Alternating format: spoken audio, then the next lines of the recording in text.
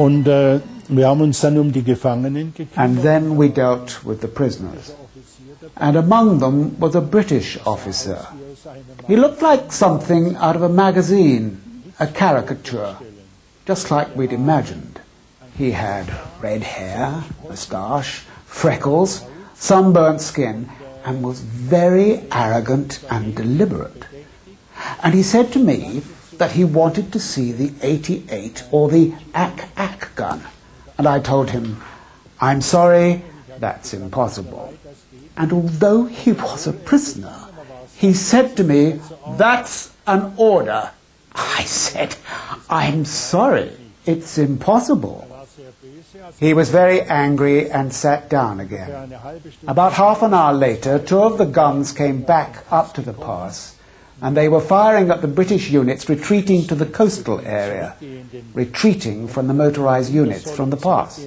So I fetched the British officer and said, these are the 88s.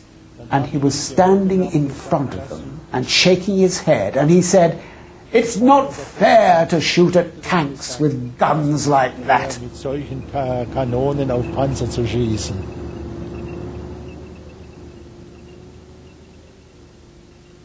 It was very largely the German anti-tank guns at Battle Axe which caused all the damage. And it was a failure, an utter failure, and that led to Wavell's dismissal. By mid-morning on the 17th of June, Operation Battle Axe had been abandoned. The Allied forces had lost 91 tanks and destroyed only 12.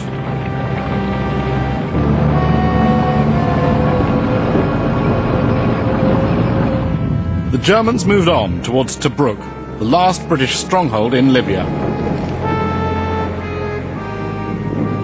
Later on in June, when we were outside Tobruk, we had dug communication trenches, and Rommel flew over them in a light aircraft, and then he banned them, because planes could see the trenches and where we were.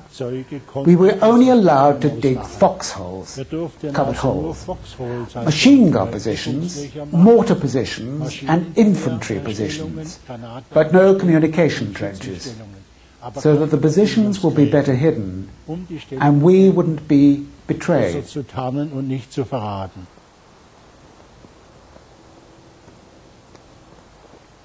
The Australians were usually active at night.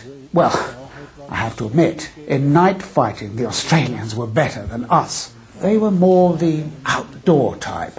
We often thought they had night vision and night hearing, which we didn't have. They always came out at night, out of their positions. They staged attacks, often a company strong, other times just a small unit of shock troops, 10 or 15 men.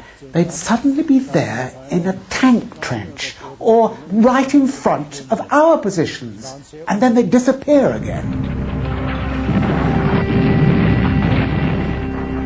Having lost his tank at Hellfire Pass, Sam Bradshaw hitchhiked his way to Tobruk. The plan was to evacuate the tank crews to Egypt and regroup for the next onslaught. I went out of Tobruk on a destroyer. They brought a destroyer into the harbour, and we went out on lighters, you know, these flat-bottom boats, and we just clambered up these scrambling nets.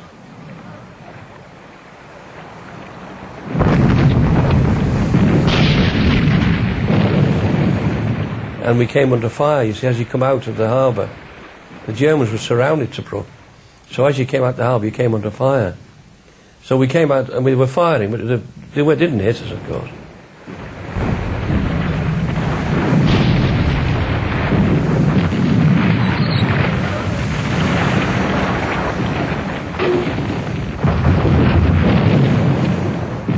The only main worry would be dive bombing.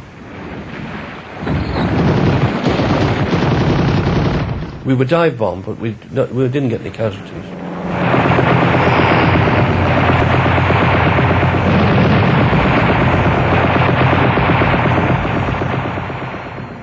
Operation Battleaxe was an Allied disaster.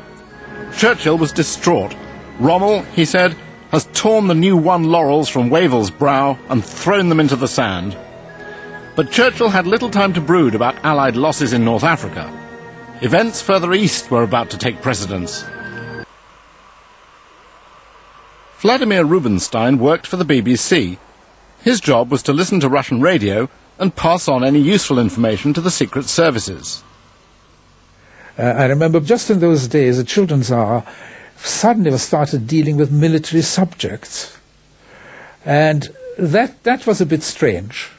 But I remember drawing the attention of our people to it, which of course was passed on to the intelligence people as well, because some of the purely non-military programs got a slightly military character all of a sudden, and that is just in a few days before the attack took place. So some people in Russia must have really believed it after all. Although some Russians could see that the invasion was on its way, Hans-Jörg Kimmich and his fellow German troops weren't at all sure what was going on.